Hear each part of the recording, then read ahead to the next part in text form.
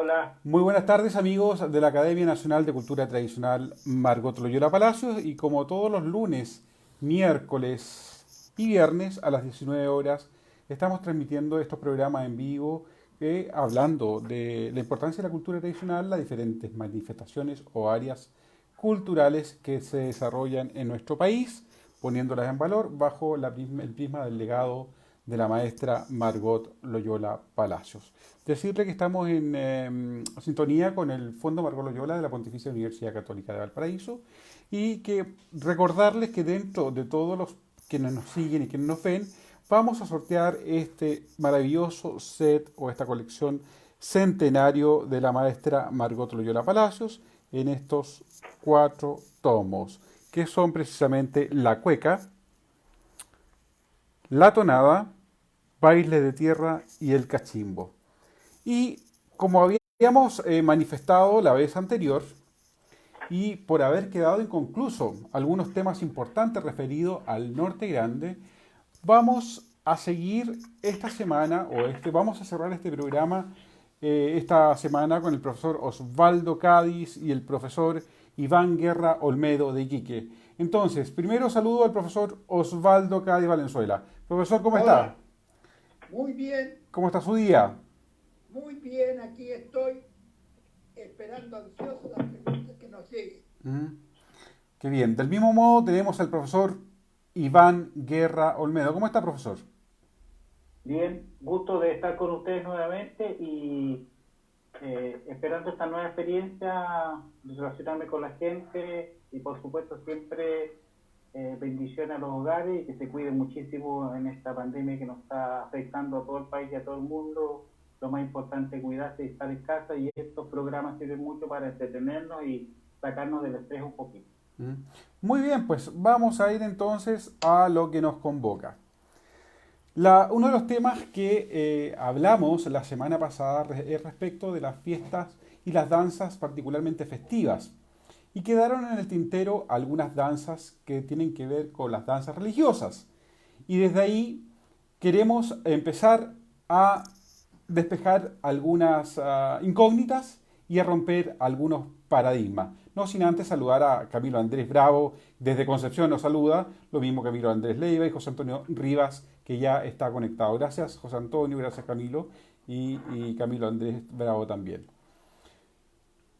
Los temas se refieren a los zambos caporales, así denominados popularmente, a los tincus, a los tobas y a los chunchos. Danzas muy populares, danzas que son supraterritoriales, entiendo, y que además se dan en contextos diferentes. Digo contextos diferentes porque la hemos visto fuera de su territorio en muchas circunstancias, particularmente los tincus. Pero vamos a empezar, profesor, si le parece, por esto de los zambos o zambo caporal o saya, y ahí yo creería que tenemos que interiorizar a nuestros seguidores. Entonces, profesor Cádiz.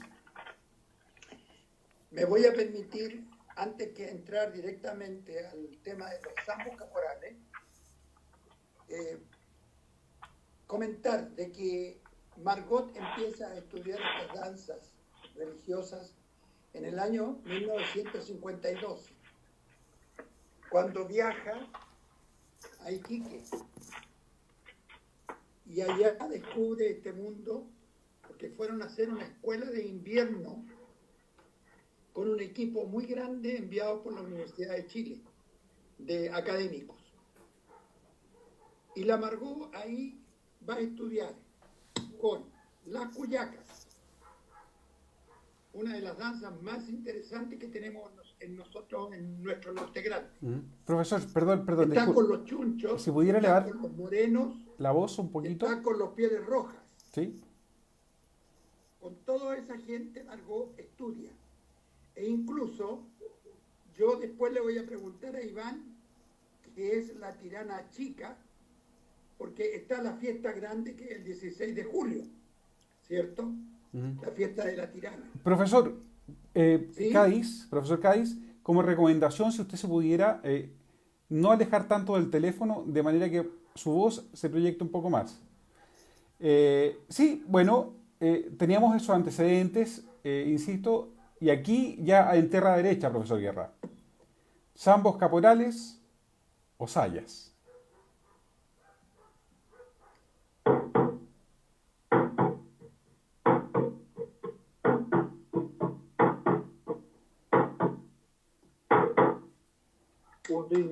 Un ritmo tradicional, digamos, de afrodescendiente, ¿no? Sí, O afro-boliviano, en este caso. que ha tenido bastante singularidad, digamos, en el mismo entorno de Bolivia, ¿ya? Primero, entendemos que los caporales contribuyen, y esto es sumamente importante, maestro Osvaldo y Juan Pablo, que toda manifestación de pueblos se origina a través de algún hecho histórico o alguna situación social, cultural, ¿no? Y mi respeto primero al tema de los caporales, porque con mucho dolor lo digo, de alguna manera reflejan todas las situaciones indignas que pasaron los primeros afrodescendientes en nuestra América Morena. Estamos hablando del año 1545 hacia adelante con los negros esclavos, el sufrimiento que tuvieron ellos. Nosotros hace muy poco el año pasado solamente estamos hablando de un reciente año, 2019, donde a la comunidad afrodescendiente de Azapa se le constituye como tribu, una comunidad tribal. Entonces, creo que hay que entender que las razas de alguna manera reflejan un hecho histórico. Y en este caso, los caporales reflejan justamente este pasar doloroso de la América Morena, de los negros esclavos, ¿no?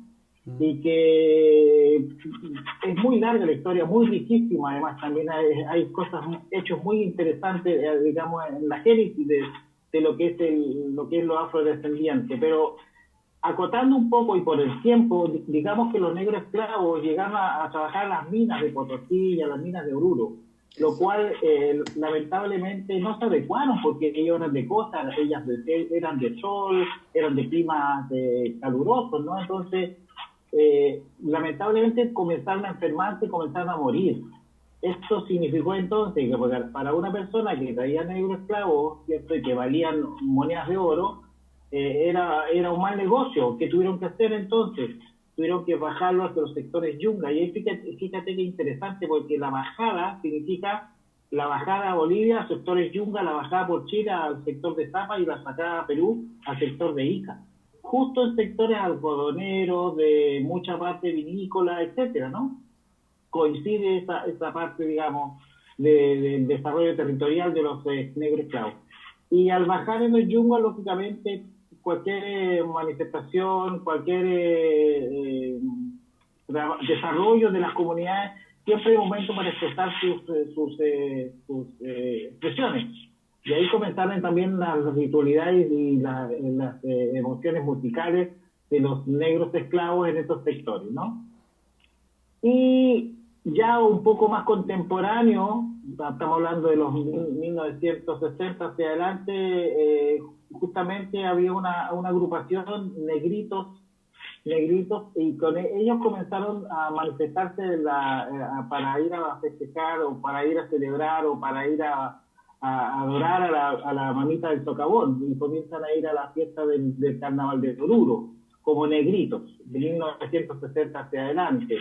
Y luego de los años 70 comienza la otra etapa de los afrodescendientes, que son los caporales. Y los caporales son una creación, y aquí quiero dejarlo muy claro, son creaciones de los hermanos Estrada Pacheco, que eran nueve hermanos, que venían de unos padres que antiguamente, antes de conformar esta agrupación de caporales, ellos venían de otras fraternidades, o sea, tenían mucho sentido artístico, eran muy creativos, y gracias a eso también se desarrolla lo que es los caporales, ¿no? Y ellos ven bailar estos negritos, y sobre todo se dirigen a un solo personaje, que es el caporal. Lo sacan, lógicamente, con el permiso, van a la comunidad de de los afrodescendientes, y allí entonces se piden permiso para crear un personaje, y con este personaje entre los 70 y los 71, 72, comienza a recrear esta danza caporal hasta que llegue el año 73, cuando comienzan ya y se dan por definitivo. No van a Oruro, van a La Paz, ¿no? Con la entrada digamos, bueno, pero en La Paz comienza, digamos, la estructura ya más popular de los caporales, ¿no? Ahora, los caporales, ¿qué usan? Usan atuendos muy parecidos a la ropa argentina, si tú te das cuenta, el sombrero, botas, cinturón de cuero, muy parecido al hombre argentino. Y le agregan además, por el tema de los años 60, 70, muy famosa, digamos, la música colombiana, y le agrega las famosas guaracheras en los brazos. Y además recogen el ritmo llamado tundique, que es este. Para muchos autores y para mucha gente de Bolivia y para muchas otras personas, mal llamado saya, ¿ya? La saya también es un fenómeno rítmico afrodescendiente, pero es mucho más rápido. Eso es saya. Eso es saya, ¿no? Toman, digamos, el ritmo del tundique y crean lo que hoy día se llama la música afrodescendiente boliviana o música de caporal, que es la introducción en su principio de música andina, un par de años, porque después, luego de eso, comienza la música de bronce. Las primeras músicas, entonaciones, fueron creadas por los hermanos Paya, que es un grupo musical, que son los que crean la música a los caporales, para luego ya hacer lo que es bronce. Estamos entrando, se llama la entrada del Gran Poder en La Paz, el año 1972. Ahí comienza ya la popularidad de los caporales.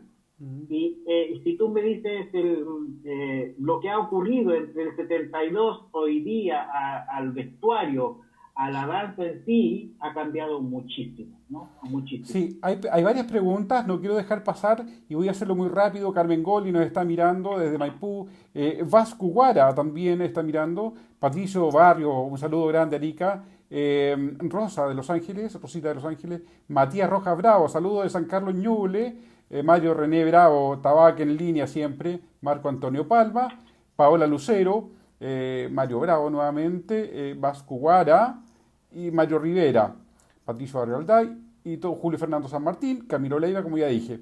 Profesores, cuando se manifiesta entonces este ritmo, sí, profesor, calla de inmediato, cuando se manifiesta este ritmo y se populariza, y hoy día, por ejemplo, nos encontramos que no solo se baila o se danza desde el punto de vista ritual, sino que en manifestaciones populares como el carnaval con la Fuerza del Sol, en donde desde todo Chile se agrupan y coordinan para hacer cierta estructura de danza con cierto movimiento que identifica al grupo.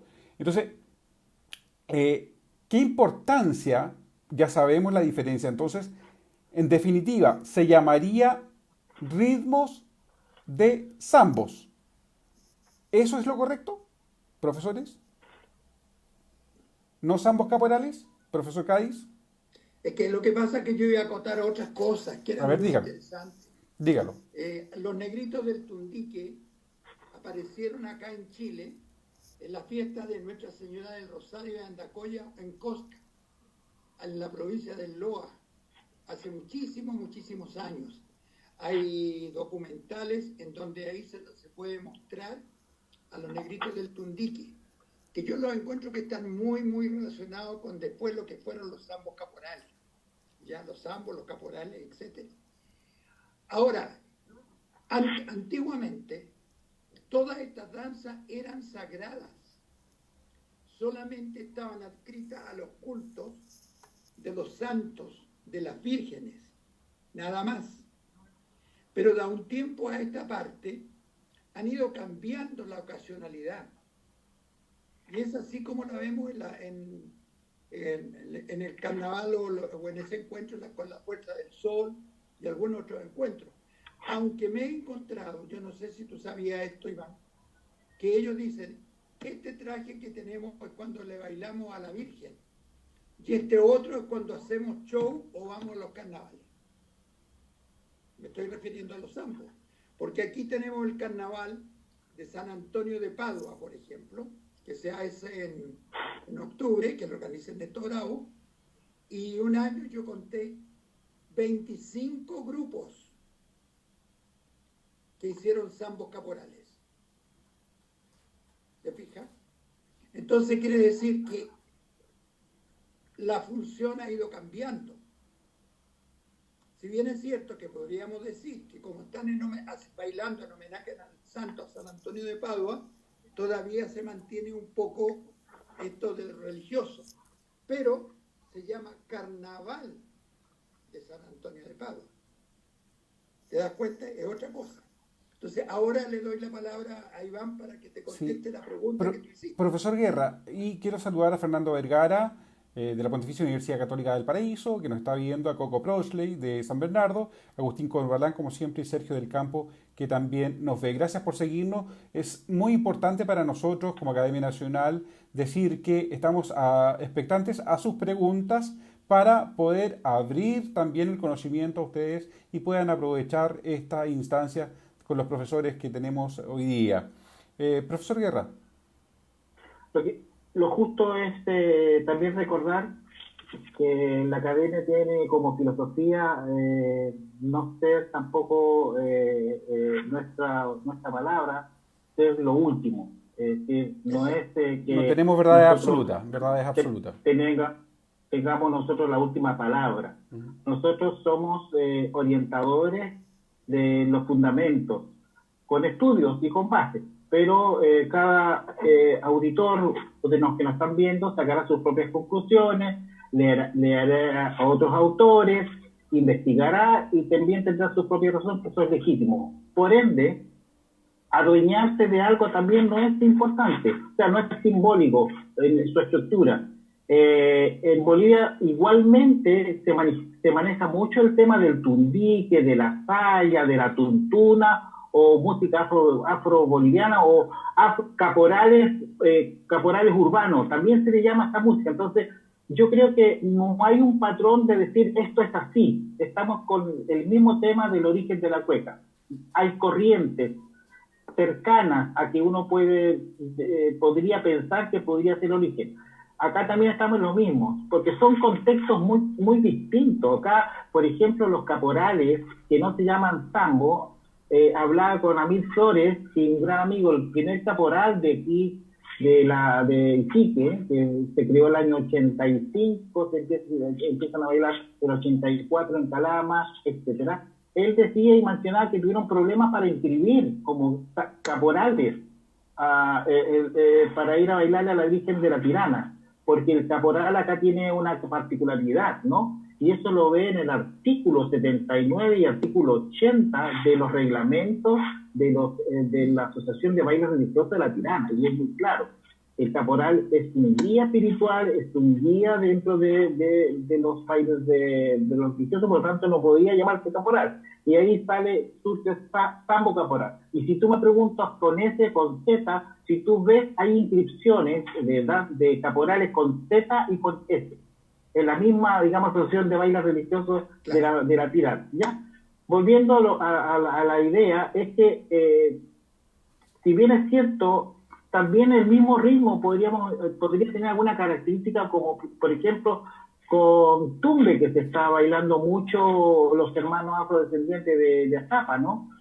O puntepié, que se baila mucho en Honduras, que tienen los mismos ritmos. O sea, es decir, en toda América Morena hubieron afrodescendientes, o sea, negros esclavos en toda América, y les dejaron su legado, ¿no? Y también hay que entender que los negritos son agrupaciones solamente de percusión y canto, no hay nada melódico ni instrumental. Son sus cantos, sus bombos, su percusión, y eso es lo que bailan hasta el día de hoy para la Virgen del Socavón. Pero los caporales lo que hicieron fue sacaron al caporal, a uno de los personajes, crearon 40 caporales, hicieron la coreografía, pusieron música y llegó un momento que no sabían mucho si lo que se estaba bailando era tumbí, que saya, etc. Se creó, entonces por eso es que es difícil decir qué es, pero de mi teoría esto debería ser música o ritmo afrodescendiente boliviano, que es lo que más capta, yo creo. Profesor. Porque también se llama música y ritmo caporal. Sí, profesor, la pregunta para ambos. Aquí Camilo Andrés Bravo nos pregunta qué incidencia desde el punto de vista musical habrían aportado entonces los Jarcas, este grupo boliviano que es tan interesante de escuchar, diría y tan popular. Aprovecho de saludar a María Saldívar Vázquez, que nos está viendo desde La Serena, y antes también de Coronel nos están viendo, profesores. No sé si sigo. Sí, por supuesto. La comunidad afrodescendiente, especialmente los yungas, justamente con el director Gonzalo Hermosa, tiene grandes dificultades hasta el día de hoy, porque los afrodescendientes de los sectores de los yungas dicen que está mal empleado cuando los jarcas o los grupos musicales comienzan a tocar la música y dicen, vamos a hacer una saya. Y lo que realmente el rítmico o lo rítmico corresponde a un tundique, no es saya. Hasta el día de hoy hay serios problemas. Lo que se defiende Gonzalo Hermosa es que dice que él siempre escuchó ese ritmo como saya, ¿no? Y cuenta siempre que hay un tema de 1967, que es el famoso Carnaval de San Benito, ¿no? ¿Dónde está mi cara bailando? Con la saya y el tumbique cantando, con la saya y el tumbique bailando,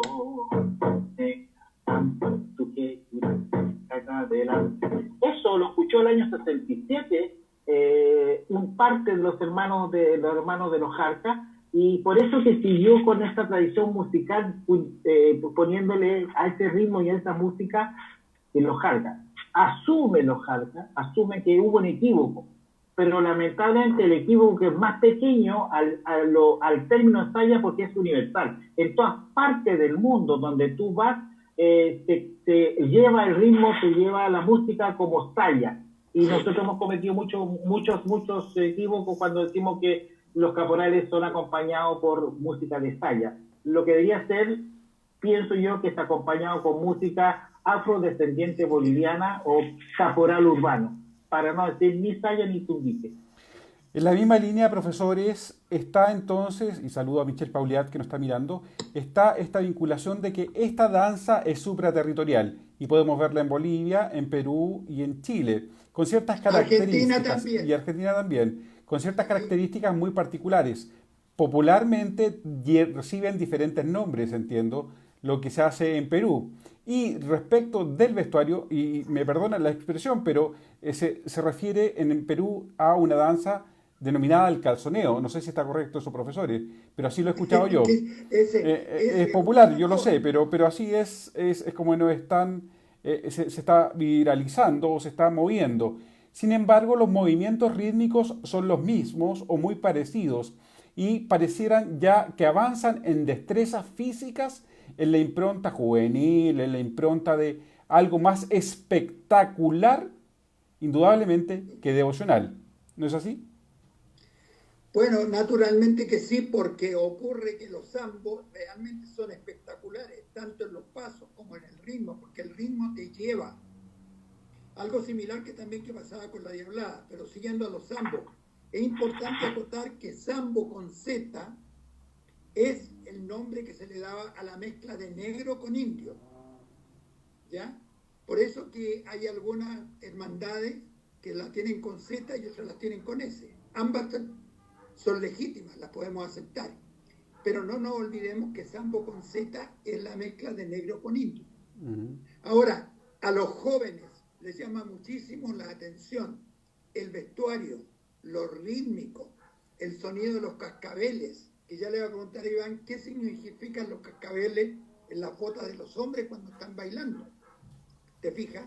Ahora, eso del calzoneo es cuando esto lo transforman en un espectáculo y las niñas giran rápidamente y se le ve parte de su anatomía. Yo ese mismo término lo escuché en Arica, ¿ya? Pero me dicen, pero cuando van a la fiesta de la Tirana no hacen estos movimientos o tienen otro tipo de vestuario. Entonces la función y la ocasión resulta importante en cada una de estas manifestaciones, desde que los dirigen. Ahora es peculiar, profesores, que justamente, y voy a llevar esto al carnaval con la fuerza del sol, de que en efecto se junte tanta cantidad de bailarines o danzantes para estas danzas, estos bailes. Y estas coreografías que se traspasan desde Arica a Punta Arenas y viajan especialmente para participar en esta fiesta popular, diría, no sé cómo calificarla desde el punto de vista antropológico. Ahora, en esa lógica, entonces, ¿está bien? ¿Está mal? ¿Qué estamos haciendo? Porque esta misma danza se está mirando o se está danzando en términos de la cultura o del folclore, si ustedes quieren, en Punta Arenas, en Concepción y en diferentes partes, porque es novedosa. En Angol, por ejemplo, hay ballet folclóricos que se dedican a bailar este tipo de ritmos. En consecuencia, digo, ¿qué tan enajenado está de la atmósfera, de su contexto, de su geoterritorialidad, si ustedes quieren? Y indudablemente no se puede parar, pero al ser tan popular pareciera ser que está mucho más involucrado o está mucho más inserto en el colectivo de quienes participan, ¿no es verdad? Lo que pasa es que la mayoría de los ballets folclóricos, tal como su nombre lo indica, son un espectáculo. Por lo tanto, hay que distinguir cuando es una propuesta artística a cuando es bailado por devoción en la fiesta misma. Por lo tanto, son dos instancias. Antiguamente, para entrar a bailar a una hermandad, a una cofradía, a un baile, había que pasar por una comisión. En cambio, yo ahora me he dado cuenta que invitan a que vayan bailarines y bailarinas, de algunos, incluso hay de muchos ballets de aquí de Santiago que van y se integran y bailan la fiesta de la Tirana. No estoy hablando solamente de zambos caporales. Es decir, eso también ha cambiado. Como ha cambiado que antiguamente el vestuario era sagrado. Puede que todavía algunos lo mantengan, pero yo he visto otros casos que van grupos y compran allá el vestuario. ¿Ya? Por lo tanto, ya esa relación que había entre el vestuario y el rito, porque cuando terminaba de bailar un bailarín, y eso lo vivimos en algunos de los bailes, tenía que hacerse una ceremonia para dejar el vestuario a los pies de la imagen. Entonces, eso han ido cambiando. Y es natural que así sea, que vengan los cambios. Pero hay que tener muy en claro la propuesta artística y cuándo es la danza que se baila durante la misma fiesta. Profesor, cuando usted se mueve, ahí como que se corta su diálogo. Es importante, profesor Guerra, continúe. Tu pregunta tiene mucha esfera, demasiada esfera. Pero voy a primero, tú hablaste de lo territorial, ¿no? Sobre lo de la música. Lógicamente, y hablaste de Perú, lógicamente en Puno existe, en el sector de Puno existe la famosa tuntuna, ¿no? Pero hay una historia. ¿Y la fiesta? Es decir, la fiesta de la Candelaria. Y ahí hay una historia, y esa historia está relacionada con don Freddy Suazo, que es paseño, y que fue director de los grupos Los Payas, justamente, que fueron los creadores de todos estos ritmos, Tundique y Saya, ¿no? Freddy Suazo en algún momento sale de Bolivia y se va a Perú a trabajar como músico. Y entonces él crea el nombre de tuntuna a este ritmo. ¿Y sabes por qué? Porque el padre de Freddy Suazo, cuando lo llevaba a sus distintas exposiciones, porque también era músico, papá, chiquitito, entonces le decía, porque él lo contó Freddy Suazo, y asume que él le puso tuntuna a este ritmo allá en Perú. Y decía, claro, con mi papá me decía, llévame el instrumento, ese instrumento y su música, ellos pueden viajar libremente. Acá no. Aquí existen, digamos, declaratoria, por eso que hablaba del artículo 79, del artículo 80 sobre caporal, qué es lo que es el caporal, porque existe un reglamento, ¿no? Donde la mujer no se puede pintar su cara, no puede tener ciertas situaciones, digamos, de ver el vestuario como muy profano. Entonces, eso se cuida mucho y me alegro, y ojalá que los bailes de la sociedad religiosa sigan cuidando esta filosofía, porque es bailarle a la Virgen. Correcto. No van al espectáculo, ¿no? Correcto. Profesores. En cambio, existe el carnaval de Oruro para justamente es un espectáculo. Entonces, los caporales indudablemente no son lo mismo, y lo que yo veo en escenario, espero terminar con esto, no veo al caporal chileno. El 100% de los caporales en escenario, de puesta en escena, son bolivianos. ¿Qué cosa de mirar su vestuario? Jamás el vestuario del caporal chileno va a tener tanta arrogancia en cuanto a mostrar tanto, y es más prudencia. El vestuario es distinto, muy distinto al caporal, digamos, de Bolivia. Por lo tanto, yo lo que veo puesta en escena no es el caporal chileno, sino el boliviano.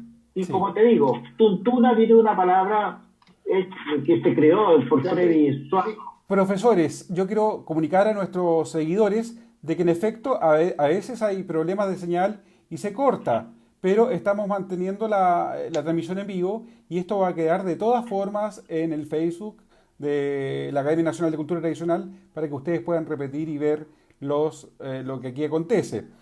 Si se corta ahora es un tema de señal. No se pierdan, sigan insistiendo porque estamos aún transmitiendo. Profesores, de los ambos caporales y de las sayas hay harto que cortar, hay harto que decir, pero avanzamos, y profesor Cádiz enseguida, y vamos a avanzar después de sus palabras con algo que me parece también muy curioso y que creería que es importante señalar, que son los tincus.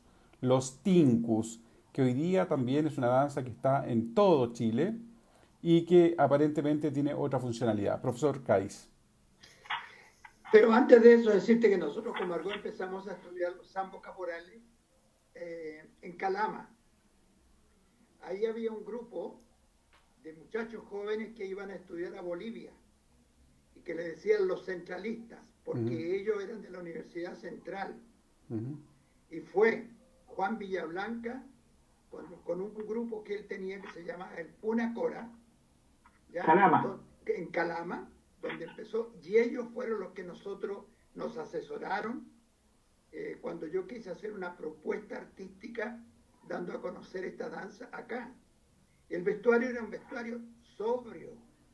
La falda de la mujer llegaba prácticamente a media pierna, más abajo de la rodilla. Ya no tenía tanto lujo, tenían los cascabeles, tenían los elementos principales. Ya nosotros, los muchachos que nos enseñaron, que habían estudiado en Bolivia, nos decían que los cascabeles representaban un poco, al igual que el sonido de las matracas en los morenos, el ruido de las cadenas de los esclavos. Y que los movimientos de muchas de las mujeres eran porque estaban tratando de imitar los movimientos psicalípticos, como dijeron esa palabra, ellos, que utilizaban las damas cortesanas de origen europeo. Fue muy interesante estudiar ahí en Calama cómo llegó, porque nos decían, a Chile llegamos por este lado, los zambos, y también llegamos por el otro lado, por la Virgen de Copacabana de Perú, ¿ya? Eso lo sabe mucho mejor. Es lo que señalaba justamente al principio el profesor Guerra. Exactamente. Bueno, profesores. Los tincus, qué interesante los tincus, pero... Tincus. Ya, Iván, lárgate a hablar sobre los tincus. Encuentro. Tinku, palabra que significa encuentro, ¿ya? También veo con mucha preocupación el tema del fenómeno en mi país de los tinkus. Y vuelvo a resaltar esto del estudio de la etnocoreología o de la musicología en función de lo patrimonial, es decir, el estado natural de la danza, en toda su ritualidad y en todo su fenómeno sociocultural. los Tincus pertenecen a un sector de Bolivia, sector de Potosí, donde para la fiesta de los cruces, que le llamamos nosotros Cruz de Mayo, ellos le llaman cruces, primeros días y semanas de mayo, donde se juntan las comunidades para hacer su ritualidad. Y esta ritualidad consiste entonces en juntarse los ayu, ¿no es cierto?, los acapacha o los arapacha, los de abajo, los de arriba, para juntarse en un sector que normalmente siempre es Macha, de la comunidad de Macha, y allí entonces hacen su ritual. ¿Y ese ritual qué significa? Justamente entregar lo mejor de uno, de su energía humana, derrochando sangre para darle fertilidad a la tierra. Pero muchas veces se dice que el Tinku es un ritual para la Pachamama. Si bien cierto es para la Pachamama, pero también se concibe el tema del animal, ¿ya? Cuando yo doy fertilización a la tierra, a la Pachamama, hay tubérculo, pero también hay pasto, alfalfa y agua, donde se alimenta el animal. El Tinku es un ritual para el animal y para la Pachamama. Para la naturaleza. Pero Tinku es momento en el cual el encuentro, y ese encuentro no tiene música, no tiene salto, no tiene nada, es solamente golpe, encontrarse para sanarse personalmente, ir con su energía y venerar a la Pachamama porque le va a dar fertilidad. Una vez que se hace eso, hay abrazos. O sea, si yo me golpeo, vierto sangre a la Pachamama, estoy cumpliendo con la ritualidad. Es decir, significa entonces que he cumplido con este rito sagrado, milenario, de adoración al animal y a la Pachamama. Y estamos con lo que veíamos la semana pasada, esta cosa de lo ecológico que tienen las culturas aymara y los pueblos originarios, de siempre respetar su entorno. Entonces, si hay una ritualidad, pero esto no hay música, no hay nada, ¿no? Entonces, ¿por qué se le llama Tinku a una música, a un baile, cuando eso no existe? Primero, 1983 fue el primer grupo que se crea como Tinku para ir a venerar a la Virgen del Socavón, a la Virgen de la Mamita, 1983. Pero es una creación, y voy a ser muy lógico en esto, es una creación para ir a bailar a la Virgen. Y entonces se toman varios elementos, como tonada potosina, el zapateo de la tonada potosina está allí, los movimientos son todos de la tonada potosina, es cosa de bajar por YouTube, ubiquen ustedes mismos, tonada potosina, y van a encontrar los zapateos, y van a encontrar el vestuario, que ustedes y inclusive uno mira eso y piensa, eso es Tinku. No es Tinku, es tonada potosina con su zapateo. Tenemos también, como esto es un ritual, hay que salir del pueblo primero pidiéndole permiso a la Pachamama. Pues, lo que dijimos la otra vez, ¿no? Vamos a pedir permiso, vamos a hacer una rogativa. Y dentro de esas rogativas hay ceremonias y rituales para ir antes a hacer el Tinku, que son 2 días antes de llegar a Macha. En ese lapso hay una marcha que se llama Hula Hula. Todos van con esa marcha, con zampoñas, con Hula Hula. Luego llegan a la plaza y comienza esta hermosa interpretación de los hombres que se llama tonada potosina o zapateo, con una música que es quinta temple de charango con cuerdas de metal. Cuando tú has cumplido toda esta ritualidad, todo este circuito religioso, ritual, aymara, con mucha fuerza, llega hasta la última parte que se llama Tinku, que es el encuentro, que es golpearse y lo que ya como estaba. Es decir, la génesis no está en el baile, es todo un calendario ritual que debe hacerse para llegar a esta parte donde el hombre al que está en su éxtasis de relación con el cosmos para poder darle fertilidad a la Pachamama. Pero tiene que haber pasado por todas estas cosas. Lo que vemos nosotros es una aplicación artística, mal copiado, como muchas cosas que copiamos mal los chilenos, y en muchas partes yo escucho decir folclore, inclusive del norte chileno. Es más, por ahí hace años atrás, en un momento que era San Pedro y San Pablo, Televisión Nacional hizo un despacho directo desde el puerto de Valparaíso porque ahí estaba San Pedro y San Pablo, y iban a salir los pescadores y dicen, y con ritmo y música tradicional auténtica del norte de Chile, y aparecieron los tincos. Entonces, eso es lo que a veces uno lo deja un poquito trastoquelado, se podría decir. Traspuesto, sin duda que sí. Porque hay que entender que hay que darle sentido a la danza. Como te digo, el tinku es una visualidad. No existe en Bolivia como danza. Es una creación de un grupo que le va a bailar para la fiesta del Carnaval de Oruro. No sé si soy claro en eso. Muy claro, profesor, muy claro. Yo quiero decir también que Camilo Andrés nos pregunta respecto a los tinku y qué nos parece en términos de las manifestaciones sociales. Yo creo que la respuesta está implícita, Camilo, es justamente cada una de estas actividades tiene que ser en su función y su ocasionalidad. El resto son propuestas artísticas, escénicas y no más que eso. Quiero insistir en que nos envíen sus preguntas. Si no alcanzamos a responderlas ahora, la vamos a responder a través del Facebook y bueno, avanzar en estos temas que dan para más y más programas. Profesor Cáiz.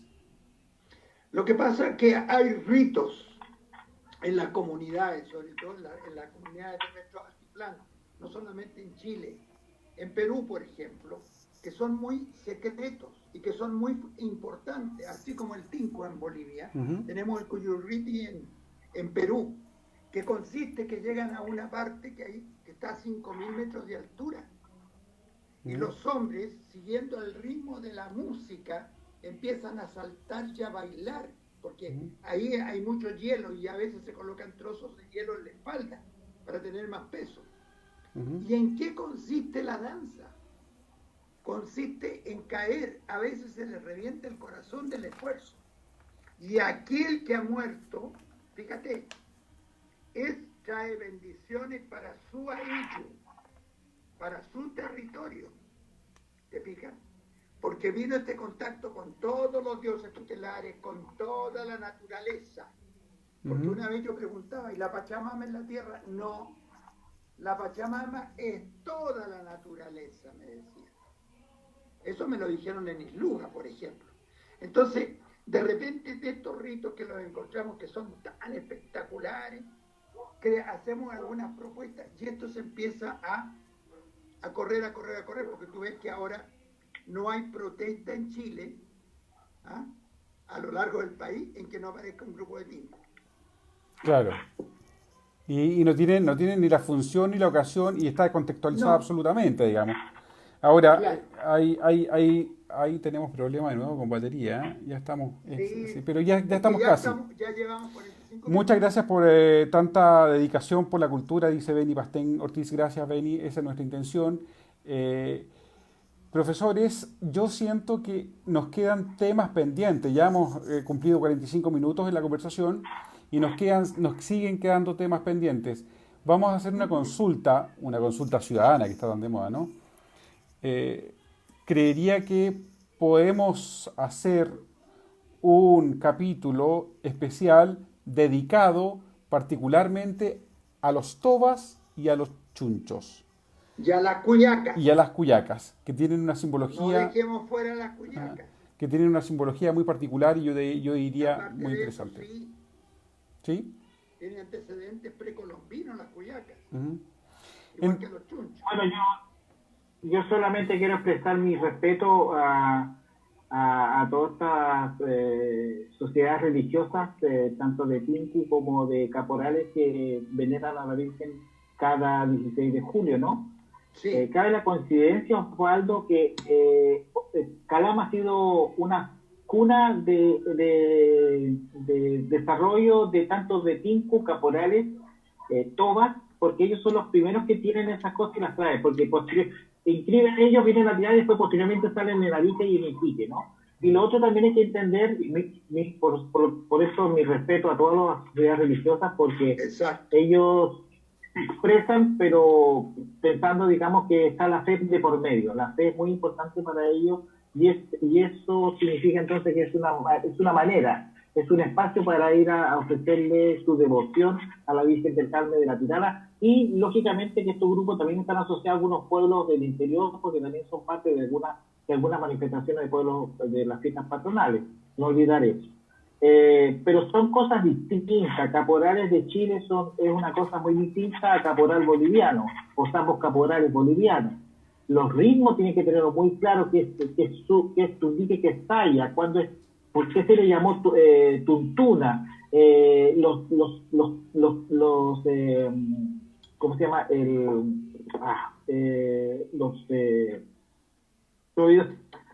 Bueno, la gente que está a cargo de las agrupaciones, yo creo que tiene que fundar y tiene que explicarle la parte etnográfica, la parte musical, la música, los ritualidades que significa cada uno de ellos, los tinku. O sea, si yo estoy a cargo de un grupo de tinku, tengo que no solamente enseñarle a bailar y moverse que sea fantástico, sino también cada elemento y cada vestuario, cada elemento de su vestuario, por ejemplo, es simbólico. Por ejemplo, las plumas de los tinku simbolizan todas las aves de colores del sector, ¿no? Exacto. Y además también, entre más plumas tiene el casco, es porque le da el mejor, es como de buena aventura para el año, ¿no? Tanto en su cosecha como... El colorido también. Son cosas muy interesantes, Juan Pablo. Comentarles a Camilo Andrés, él nos pregunta por qué se considera caporal folclórico a los de la Tirana, según el profesor Cáiz, igual fueron a estudiar. No, estimado Camilo, no es un caporal folclórico, la expresión caporal folclórico no existe, es lo primero, porque como señalamos, Camilo, es que la función y la ocasión determina la actividad o la acción dancística o la acción artística. Entonces, no es que sea folclórico, que hay otra expresión que también yo diría bastante cuestionable a la hora de la investigación y de los estudios. Nosotros hablamos permanentemente de cultura tradicional, identitaria, local, para hacerlo justamente más grande. Entonces, esa simbología, esas expresiones que se estudian en Bolivia por los maestros, es justamente para incorporar elementos etnográficos o antropológicos o sociológicos para dar el sentido en una representación o en una aproximación respecto de la cultura tradicional de un determinado destino o lugar. Sí, espero haber contestado con eso. ¿Nombre de algún material de apoyo que podamos tener como docentes de los caporales, profesor Guerra y profesor Cáiz? Una sola cosa, yo sigo insistiendo que son fenómenos distintos. Está el fenómeno natural cuando y se dice, muchos autores dicen lo antropocéntrico de la danza. El hombre es el centro de la danza, ¿no? Luego de eso tenemos el tema segundo está la investigación, que es otra cosa. Que otro paso. Que tiene metodología, que tiene características propias, que tiene sistema de investigación, etcétera, ¿no? Y por otra parte está la expresión del hombre, donde se como lo manifiesta o desarrolla o lo define el folclore actual, que es algo de artesanía, que es una leyenda, que es un instrumento musical, y en este caso, si yo dijera algo por los caporales, que forman parte del folclore actual en el área de la religión, de lo religioso.